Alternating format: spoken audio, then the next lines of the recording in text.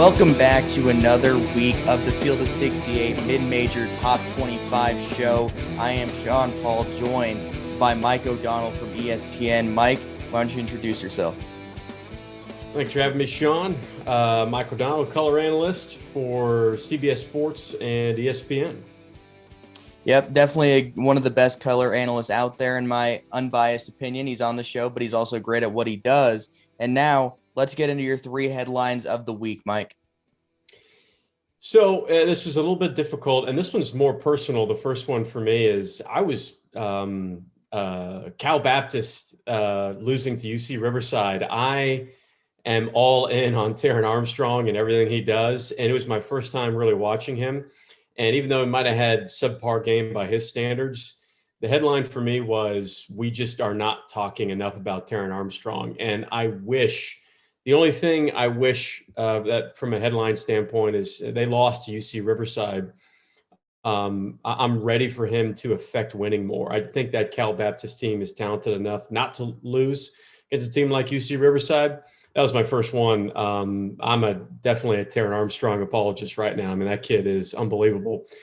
Kind of a middle of the road one for me was that Louisiana Tech's win over Louisiana is a big deal. And it's not a big deal because just beating Louisiana, who that's a tough team. I mean, Louisiana, the Cajuns are very physical, great defensive team.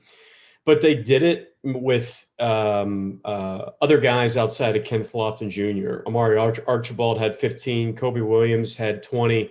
Kobe Williams, for me, is the key for Louisiana Tech. I think this is a Bulldogs team that can win a game in the NCAA tournament.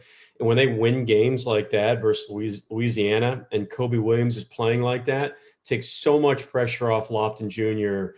I'm a huge fan of this Louisiana Tech team. That was a big headline for me. And I think I'm officially ready. Headline number 3 is to believe in Monmouth. I think I'm ready. Beating Pitt, obviously, Pitt struggling. I get it, but that's a big deal. Monmouth 8-2. Pappas and Reynolds, that backcourt is really, really good. They're a top 50 team in the country analytically, guarding the pick and roll, catch and shoot threes and screens. They're just a really gritty, good, locked-in defensive team. And it took me a while, but I'm a believer in Monmouth. And after that win versus Pitt, I get it. I'm all in on Monmouth now. And Walker Miller going from walk-on at North Carolina to high-end contributor on a really good Monmouth team is one of the best stories in the country, because he barely got playing time at North Carolina as a walk-on, and it's cool seeing him thrive at Monmouth. But getting into my headline, South Dakota State had one of the weirdest weeks I can remember. They lose on the road at Idaho, but they were 22-point favorites in that game. They didn't play particularly well, but that can happen when your defense is 260th in defensive efficiency on KenPom, but they have the 12th best offense in offensive efficiency. That's a team that can win a game if the matchup puts itself right. I mean, they beat Washington State later in the week. So if the matchup presents itself where they're not going to be overwhelmed by the other team's defense, I think they could win a game in the tournament. But that defense is really struggling right now. They're going to have to get that going a little bit. But Baylor Shireman and Noah Friedel is quite the good duo. And then Buffalo, they were able to win a tough game without Janathan Williams. They went on the road at Western Kentucky, given Western Kentucky hasn't lived up to the expectations that they had before the year, but they blew out Ole Miss later in the week. So, it was a tough game. You won it without your best player. For me, that's an impressive win without Janathan Williams. And then my third headline is going to be Isaiah Crawford from Louisiana Tech. You mentioned Louisiana Tech a little bit. Isaiah Crawford's done for the year. He was injured before, and now it's official that he's done for the season. Without him, Louisiana Tech plays more of a 4-guard lineup, but they can all really shoot the ball. Keaston Willis is a big-time player for them. The Incarnate Word transfer is a knockdown shooter. Kenneth Lofton Jr., he even shot a 3 the other day and made it. It's very impressive. He's one of the more skilled players in the country. So just kind of going off what you said with Louisiana Tech, I do think they could win a game, but not having Isaiah Crawford is definitely a blow, and I'm curious to see how they overcome it. David Green, the Hofstra transfer, is a guy that could really emerge into that stretch 4 role that Crawford had before. But now kind of looking at the poll a little bit here, we'll have the official poll up right now. Murray State They sneak into the top 10. San Francisco stays number one, while Loyola Chicago is right there at number two.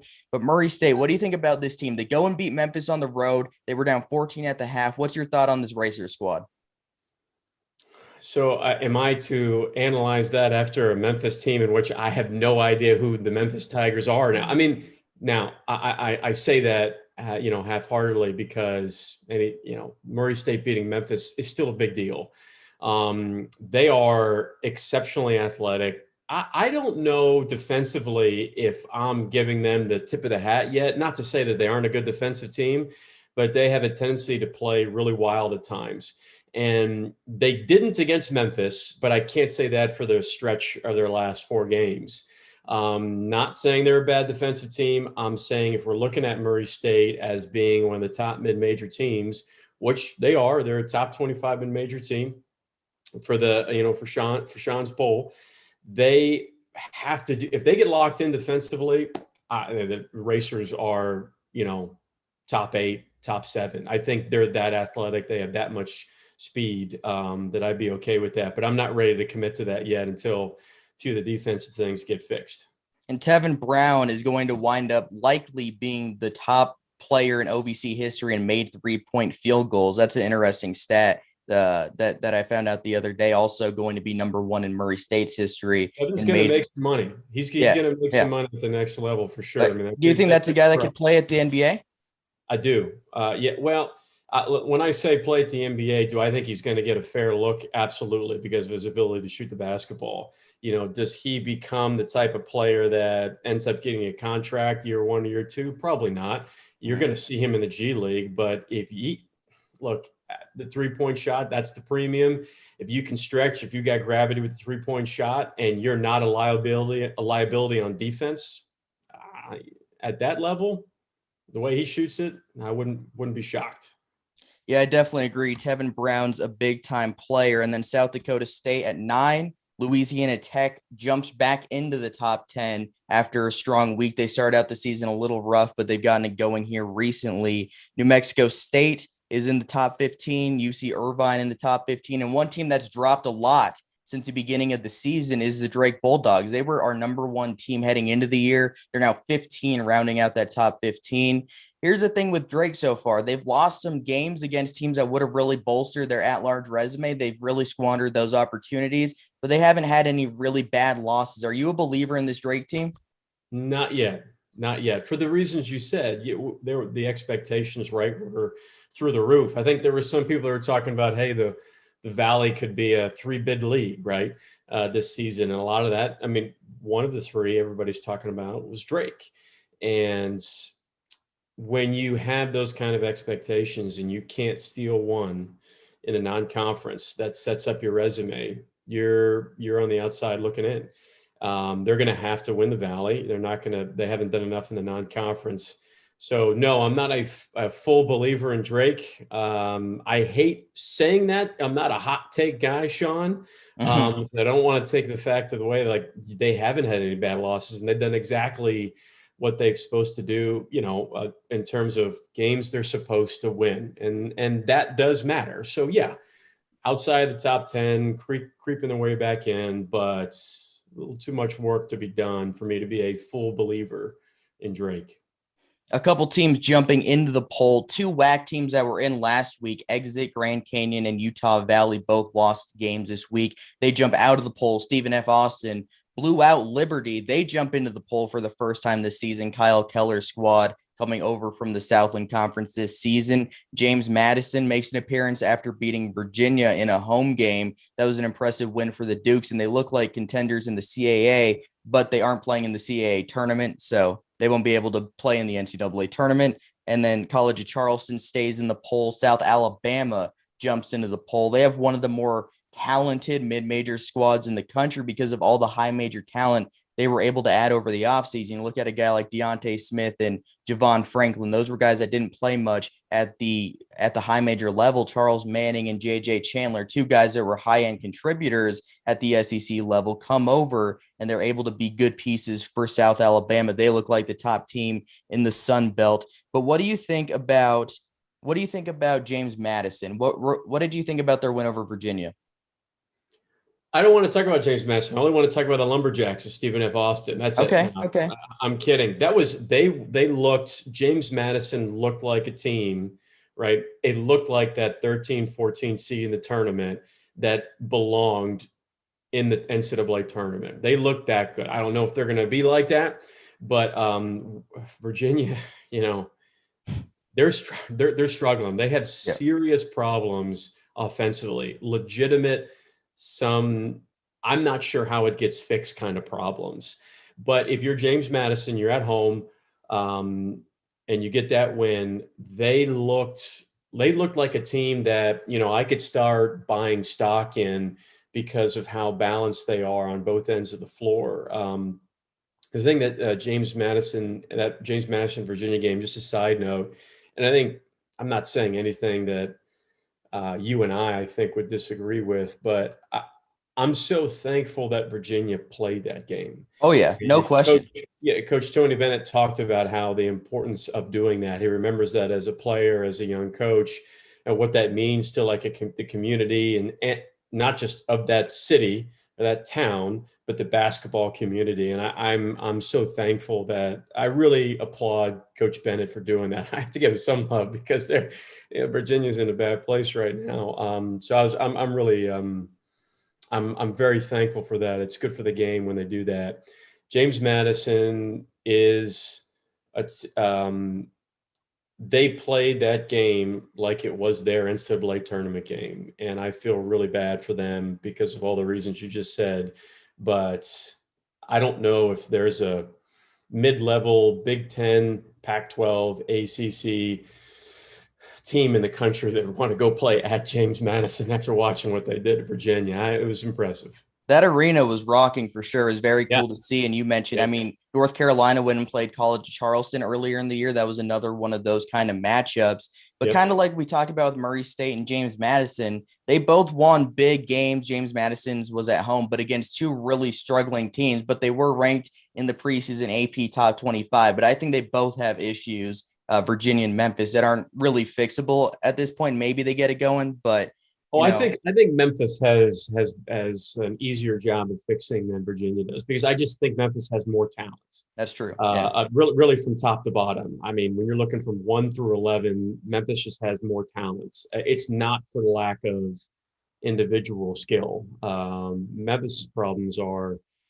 um, I think they got some serious locker room issues, and they need to fix that quick. Yeah, and just the way Murray State came back in that one down 14, and then they were able to just take over the entire second half was something I didn't see coming. That was impressive for sure. But now getting into another team that's been very impressive, I will go to my interview with UAB head coach Andy Kennedy. We will do that now, and then we'll get into our most disappointing mid-major teams of the first month of the season, followed by our games of the week. So here's my interview with UAB head coach Andy Kennedy. Coach, so one of the biggest things about this offseason was how many transfers entered the portal. You guys added a lot of them this offseason, but a lot are playing different roles than they played in the past. Was that something you kind of had to sell guys on when you were recruiting them? Yeah, the biggest selling point that we had is I think we have an outstanding opportunity. We're in a great city at a great university, and there was opportunities to come in and have an impact on winning. Most of these guys had never played vital roles in winning programs, and that's what they were looking for. And that's what I told them that I felt like we could provide if everybody came in and just became the best version of themselves. I know that's what we preach daily, man. Be the best version of self and work daily on the things that you're good at. And then ultimately, we've got to put these pieces of the puzzle together. We're 10 games into it. We have a much better understanding of who we are and what we need to do in order to be successful. But that is a continual process. You guys have lost 2 games this season by a combined 5 points, one against a really good San Francisco team and then a road game against South Carolina. What were you able to take away from those 2 close losses? Because you guys were in both games, but you guys weren't able to win at the end. What were the biggest takeaways in those? The common denominator between the two, because both teams are really well coached. They've got veteran players, and they don't give you anything easy, but they play vastly different styles. Both of those games, we got off to horrendous starts offensively and dug these huge holes. As a result, we had to fight uphill really into the half and then starting of the second half. And then typically we were at about the 14 minute mark of the second half. We were back in the game. Our inability to make plays as it relates to offensive execution down the stretch, I think, cost us in both of those games. We were hoping that we learned lessons, and we put those lessons to good use when we then went to St. Louis about a week after our San Francisco game, and we were able to close the game offensively much more effectively and came away with a big road win. So you have made the NCAA tournament several times during your coaching days in the SEC. You won 20 games 8 different times. You've won tournament games, but what makes it different if you're able to make the NCAA tournament and maybe win a game at UAB, considering it's your alma mater? Well, I have been a part of this program and played for the founding father, Gene Bartow, and I know what it's capable of. I've experienced it firsthand. I not only played for Coach, I worked for Murray, his son, who was an assistant for Coach Bartow. And I have seen, Bartow Arena rocking and this city really getting behind UAB basketball. It's our job to put a product on the floor that is worthy of their time and energy. I feel like, we get the job last year amidst COVID, very, very bizarre year, hard to create any momentum, but I do think we took a step in the right direction. And now this year, we just want to try to be the best version of a team that we can be. I feel like we've got a number of different pieces that we're still working on finding rotational minutes. But I like where we are through 10 games. We've learned a lot about ourselves. We've gotten some quality wins. We've experienced some painful losses, but with that comes growth. And I'm excited about to seeing where this team can go. I said you've coached at the high major level, of course, now at the mid-major level. What's the biggest differences between being a high major head coach and a mid-major head coach? Players. At high major, you usually have more high major players. There's a lot of differences. What's crazy is I got Ole Miss in 2006. Now the Ole Miss job in 2000, soon to be 22, is a lot different than it was at 2006. So, when I was there, we built a practice facility, and we're building one here now. At the end of my tenure at Ole Miss, we had generated enough support where we built $100 million arena, which is now the Pavilion at Ole Miss, which is one of the nicest buildings in all of college basketball. So I have seen growth in programs. My hope is that we can generate enough excitement and quite frankly, have enough wins to put this program in the best position possible moving forward. As you know, we'll be transitioning to the American Athletic Conference sooner here rather than later. And I think that's a huge step forward for this program as well. That's my next question and my final question. What does moving to the American mean for not just UAB basketball, but the athletic department as a whole? Well, I think it's a huge step forward for us as it relates to visibility, as it relates to credibility across the national stage. It reunites us with some of our old brethren back in the old great Midwest days, the Memphises of the world, the Tulanes of the world. We're really just looking forward to having an opportunity to join a league, which I think gives us an opportunity to raise the level of our program. All right. Thanks again to UAB head coach Andy Kennedy for coming on. And after this, we will continue with the mid-major top 25 show. Thanks again to UAB head coach Andy Kennedy for the interview. Now getting into our most disappointing teams of the season. Mike, what's your disappointing team so far? I hate that you're making me do hot takes, Sean. I just can't believe it. You're forcing my hand here. But it's Northern Iowa, and we talked a little bit about Drake and coming into the season. Could the Valley be a 3-bid league? Northern Iowa has, I think, Coach Jacobson will tell you that it just hasn't played to the way that they wanted to play. They had essentially everybody come back this season, and they were expected to challenge Loyola and Drake at the top. And they haven't. They're 2-5. They had that big win over, the Bonnies, the St. Bonaventure, when Bonaventure was 16. But so much of it, when I watch them play, AJ Green just doesn't look like himself. And I'm not saying he's having a bad season, getting 16 a game. And it's obviously more than points. And we don't need to go take a too deep dive into that. But he doesn't look like himself. And because he doesn't look like himself, Northern Iowa, they haven't been able to find really on the offensive end enough ways to manufacture points if he's the focal point and nobody else is kind of stepping up around. It just hasn't been a collective effort. And That's why Northern Iowa has been the most disappointing team to watch this season.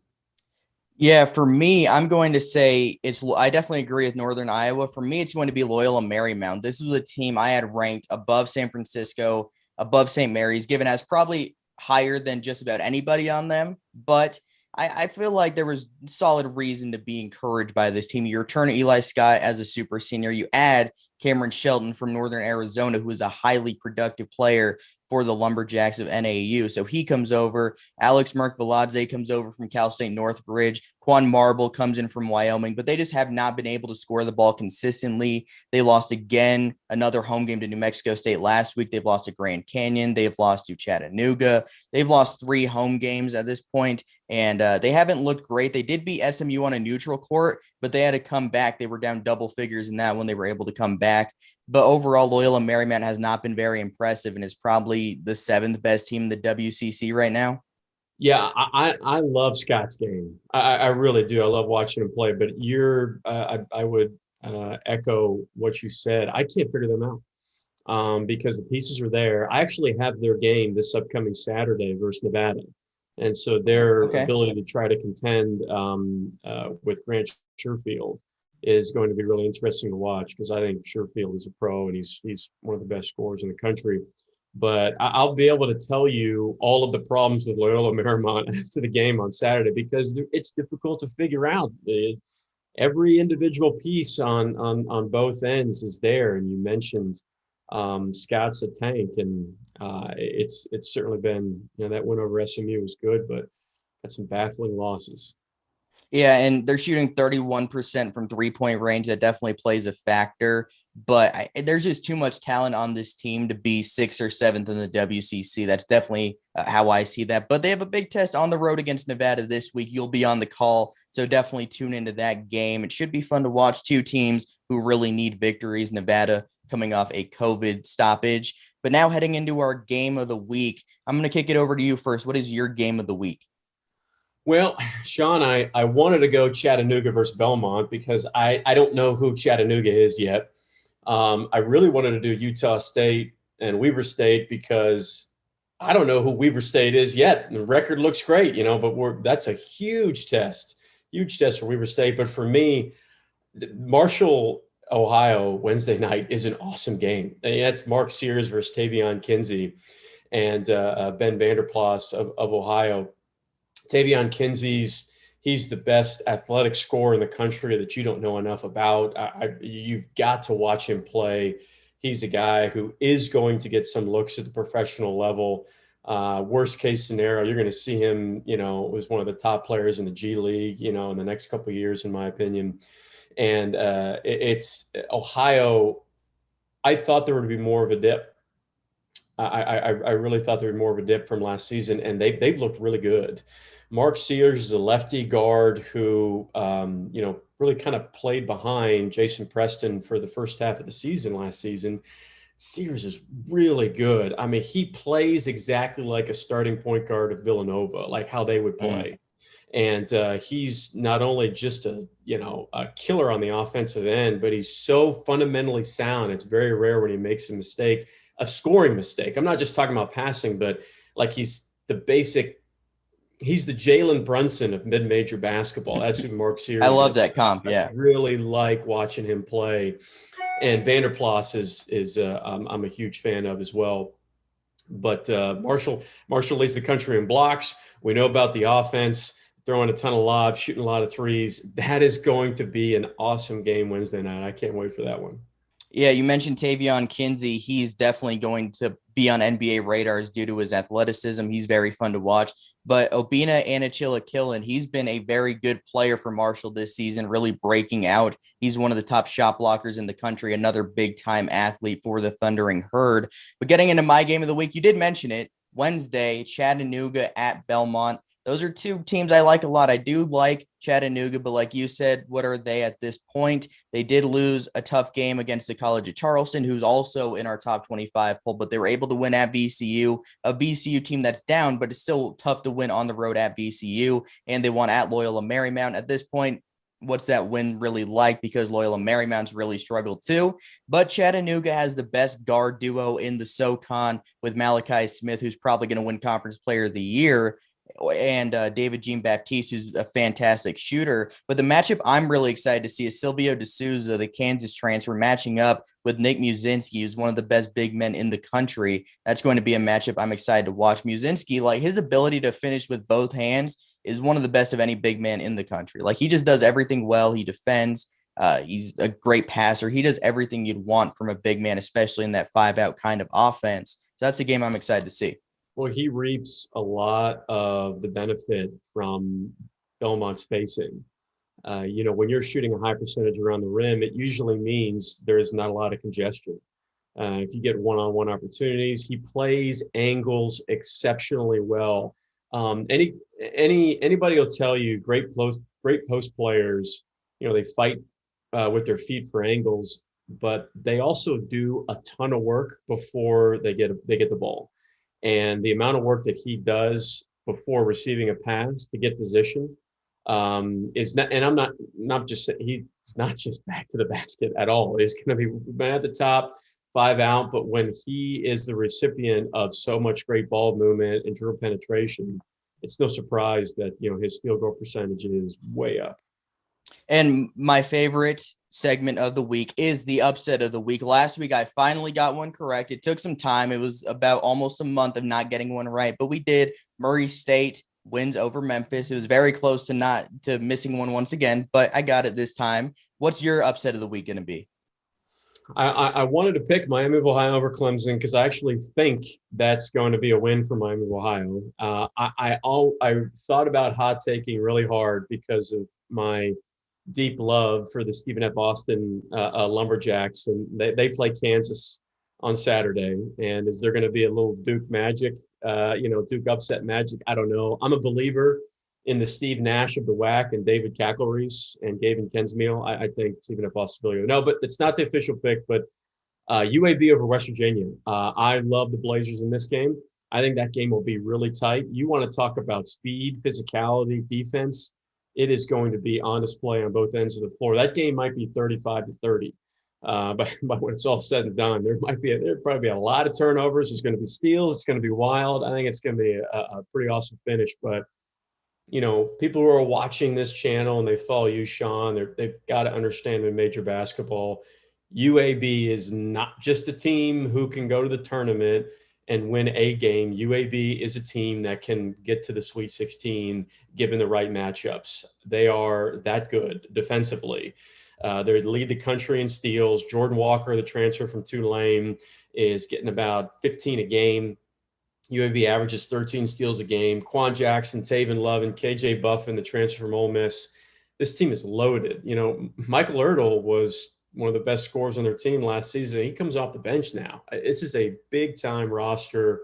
It's a roster that's ready to advance, come March Madness, not to look too far ahead. But I like – you talk about a statement win. UAB still needs one. They still need that one kind of win, and I think over West Virginia, it's very possible. That's a big pick, and I agree with you. That win would be massive. They play 11 players double-digit minutes. That's one of the deepest rotations you'll see in college basketball. But if they win this game, I think there's a real chance that they could be on the NCAA tournament at large consideration bubble, because they're top 40 in KenPom, top 45, and then they're top 30 in the net. Their metrics are really good. Their only 2 losses came against South Carolina on the road, and that's not a great South Carolina team, but it's a road game, and South Carolina just beat Florida State. We don't know what Florida State is at this point either, but that was a game they lost, and they lost to a really good San Francisco team who could also be in the NCAA tournament. So I think the conversation, if UAB beats West Virginia, about UAB being a at-large team and maybe the Conference USA being a 2-bid league, can start, because that's a big-time potential road win. But my upset of the week, I'm going to go with North Texas going on the road to beat Wichita State. Wichita State has one of the best guards in the country, Tyson Etienne.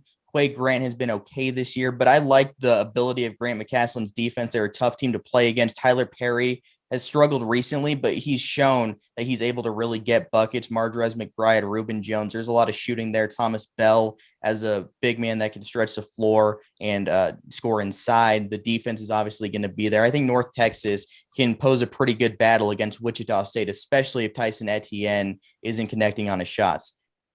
What do you think about that one? I like the North Texas team.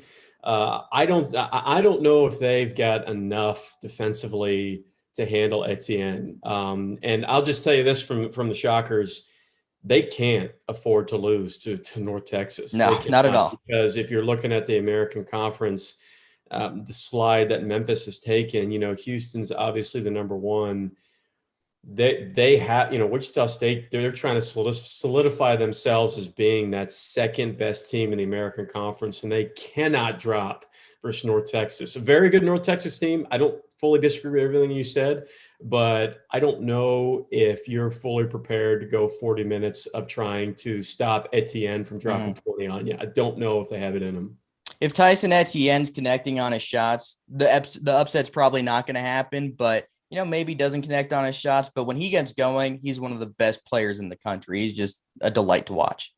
He is the reason why he's going to play at the highest level is because he can score out of the pick and roll himself. And we're not just talking ISO. He's got deep range. We all saw that game winner from beyond the logo, right? But he scores he'd get downhill on the pick and roll, whether you're hedging, trapping, defense is just going flat. He gets downhill, dribble into threes off the pick and roll, as good, if not better than anybody in the country. I'm just telling you, individually scoring out of the pick and roll by knocking down threes off the dribble is very, very difficult to do, because not only do you have to have a natural knack for it, it's a skill that you have to develop. And it's a very low percentage shot that he makes look normal. As you can see, I'm clearly a huge Tyson Etienne fanboy. Hey, it's hard not to be. Big time, man. He's real big time. All right, that'll do it for this week's Field of 68 Mid-Major Top 25 show. Tune in next week for another edition. Thanks again to Mike O'Donnell for coming on the show this week. He's a voter in the poll. He's calling Loyola Marymount at Nevada this weekend, so tune into that. And have a good week, everyone.